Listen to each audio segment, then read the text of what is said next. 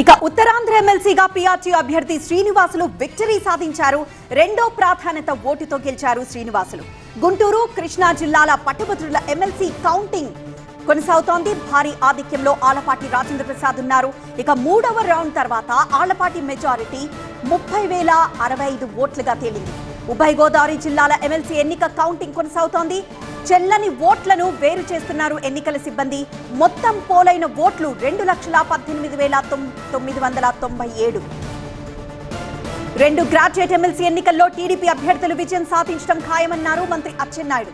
ఉత్తరాంధ్రలో పీడీఎఫ్ ముసుగులో వైసీపీ డ్రామాలాడిందని మండిపడ్డారు. రెండు శాసన మండలి ఎన్నికల్లో వైసీపీ పార్టీ పీడీఎఫ్కి సపోర్ట్ చేసింది.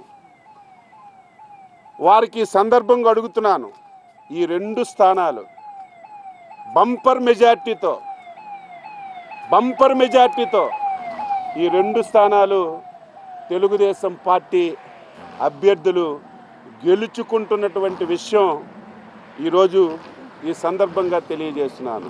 రఘువర్మ గారికి, శ్రీనివాసులు నాయుడు గారికి వెయ్యండి, ఇద్దరు మన క్యాండిడేట్లే, ఎవరు గెలిచినా మన వాళ్ళని స్పష్టంగా టెలికాన్ఫరెన్స్లో వేల మందికి మీటింగ్ పెట్టుకొని ముఖ్యమంత్రిగా చెప్తే ఈరోజు తెలుగుదేశం పార్టీ ఓడిపోయింది, టీచర్లు వ్యతిరేకించారని ఫేక్ సమాచారాన్ని ఈరోజు